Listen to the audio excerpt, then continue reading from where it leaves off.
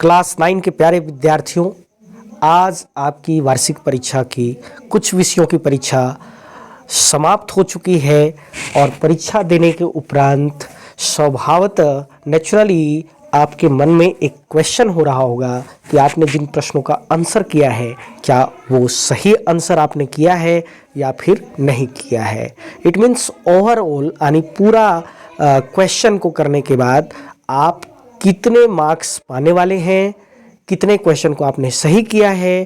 तो to that very purpose, to quench your that very thirst of curiosity, here I am to give you the answer of your English questions.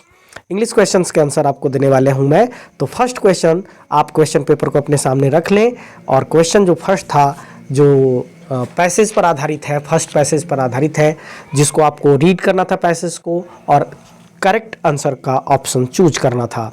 तो what change can be noticed in the water of the river Yamuna in Delhi, इस question का right answer होगा, right option होगा D, it has become useless. This one, A वाला answer आपका होगा D वाला।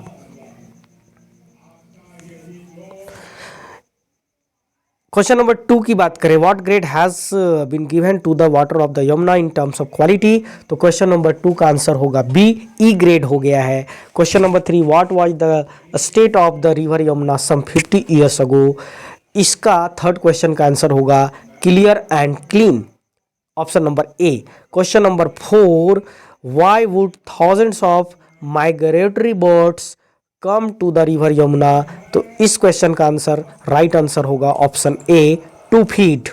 Question number 5, what are cormorants, तो cormorants क्या हैं, तो वॉर्म्स हैं। तो क्वेश्चन नंबर 5 का राइट ऑप्शन आपका होगा बी। क्वेश्चन नंबर 2 जो कि पैसेज ही है, इसका भी आपको आंसर पैसेज को पढ़कर कहीं करना है। एंड क्वेश्चन नंबर जो 6 है, what for is mahua considered to be one of the most important trees of Indian forest, तो इस क्वेश्चन का राइट आंसर होगा option number D, flowers. Flowers is the right answer. Question number 7 का, mahua provides the most important article of food to the people of, तो इसका answer होगा central India, option number C. Option number D, question number 8 का, when do the leaves of Mahua fall, तो इसका right answer होगा अ यानी मार्च। Question number 9 की अगर हम बात करें तो इसका, how many seeds does a green berry have, तो ग्रीन बेरी में 1 सीड्स भी होते हैं, कुछ बेरीज में 2 सीड्स होते हैं और कुछ में 4 भी होते हैं, तो इसका राइट आंसर होगा option number D, all of these. Question number 10, find a word which means tasty, तो टेस्टी का डिलीशियस मीनिंग होता है, यानी क्वेश्चन नंबर 10 का C options, delicious is the right answer. 3 question, choose the correct option given in question numbers 11 to 15। इसमें जो question है उसमें फर्स्ट जो 11 है, 11 में आपका राइट आंसर होगा option number C, option number C होगा यानी डियर होगा, ऑप्शन नंबर सी इसका राइट आंसर होगा। और क्वेश्चन नंबर 12 का होगा ऑप्शन नंबर आपका राइट सी वाला, क्योंकि इसका स्पेलिंग थोड़ा सा देखना है, रिसीव्ड होगा, पास्ट टेंस में होगा, रिसीव्ड का राइट आंसर सी में है, इसलिए क्वेश्चन नंबर 12 का राइट आंसर सी होगा। क्वेश्चन नंबर 13 में आपका होगा बी वाला ऑप्शन, योर्स। बहुत सारे लोग इसमें ए वाला ऑप्शन के साथ चले गए हैं, जबकि यहाँ होगा पॉजेसिव प्रोनाउन का प्रयोग यानी YOURS होगा। 13 का बी ऑप्शन इज करेक्ट। 14 जो क्वेश्चन है उसमें आपका ऑफ लगेगा, क्योंकि नीड ऑफ होता है जब किसी चीज़ की आवश्यकता की बात करते हैं हम लोग, तो नीड के साथ ऑफ प्रीपोजिशन लगता है, और जब कोई दूसरे चीज़ की आवश्यकता हम लोगों की होती है जैसे, तो वहाँ फोर लगता है। जैसे टाइम की आवश्यकता की अगर हम लोग बात कर दें तो नीड फॉर टाइम, ऐसा हो जाएगा। क्वेश्चन नंबर 15 की अगर हम बात करें तो क्वेश्चन नंबर 15 में अफेक्शनेट होगा। बहुत सारे स्टूडेंट्स ने इसमें ए ऑप्शन को करेक्ट किया होगा शायद, जो कि गलत है, क्योंकि अफेक्शनेट मतलब होता है स्नेही और अफेक्शनेट मतलब होता है प्यार से, स्नेह से, विथ लव, जो कि होगा नहीं। यानी 15 नंबर क्वेश्चन का राइट आंसर बी वाला ऑप्शन होगा। अब हम लोग देखते हैं क्वेश्चन नंबर 16 में है every child likes ice cream is an example of. ये जो सेंटेंस है वो एग्जाम्पल है सिंपल प्रेजेंट टेंस का, यानी क्वेश्चन नंबर 16 का D option is the right answer. 17 की अगर हम बात करें तो इसमें पास्ट टेंस होगा, इसलिए सी वाला ऑप्शन राइट है, सी वाला ऑप्शन लेफ्ट होगा। 18 की अगर हम बात करें तो ही इज के साथ अ यूरोपियन लगेगा। ऐसे कभी कभी लोग कंफ्यूजन करके इसमें एन भी लगा देते हैं, लेकिन अ राइट आंसर होगा। 19 की बात करें तो ऑल दैट ग्लिटर्स, और मैं देखा हूँ आज एग्ज़ाम सेंटर में, एग्ज़ाम हॉल में स्टूडेंट्स को इसमें आर वाला ऑप्शन करते हुए, क्योंकि ग्लिटर्स प्लूरल देखने में लगता है, लेकिन ऑल दैट ग्लिटर्स एक सिंगुलर फ्रेज है, इसलिए इसके साथ इज यानी 19 का ए ऑप्शन करेक्ट होगा, ए वाला ऑप्शन करेक्ट होगा। Your mother is well, you needn't worry होगा, यानी 20 का D number option right answer है। 21 की अगर हम बात करें तो मे होगा, इसमें MAY होगा, मे यो आवर कंट्री प्रॉस्पर, क्योंकि हम जब कोई विश करते हैं, कोई कामना करते हैं, तो इसमें मे का यूज होता है। The mice will play when the cat is away, 22 का डी ऑप्शन होगा।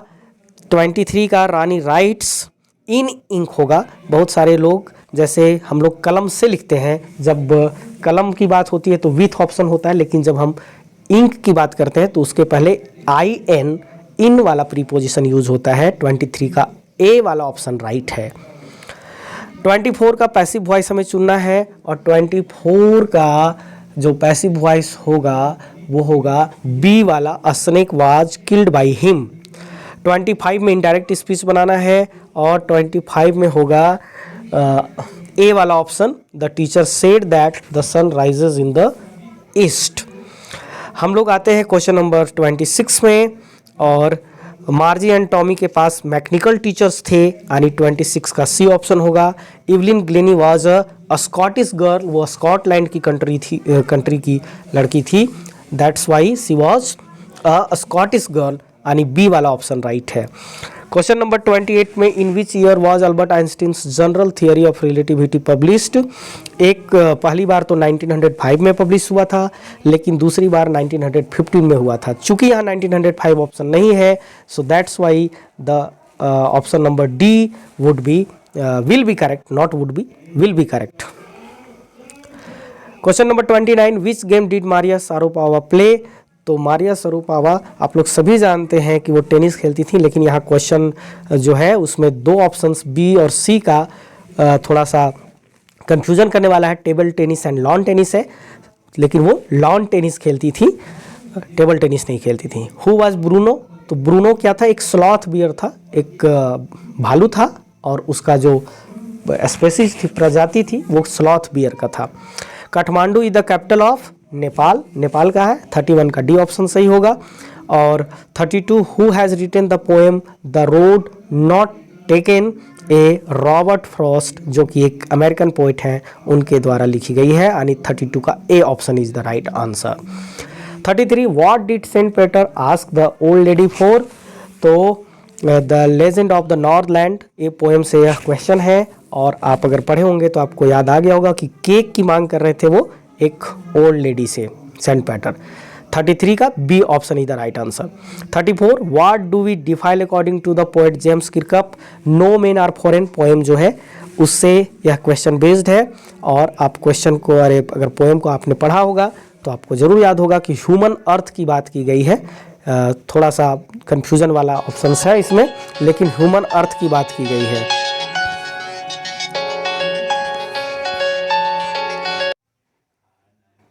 क्वेश्चन नंबर 35 की बात करें तो where does the strength of the tree lie, तो option number A in the root is the right answer. 36 question, what sweets did the child want to have. ये जो question है वो लॉस्ट चाइल्ड से है और बच्चा कौन सी मिठाई चाहता था, तो barfi. D option is the right answer.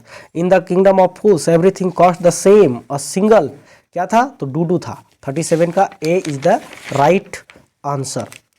38 the happy prince was a beautiful, a statue था, तो बी। 38 का B is the right answer. 39 की बात करें, Behrman's masterpiece was, Behrman's the last leaf जो स्टोरी है, तो उसमें बहरमान ने एक मास्टरपीस बनाया था, that was the painting of an ivy leaf. 39 का D option is the right.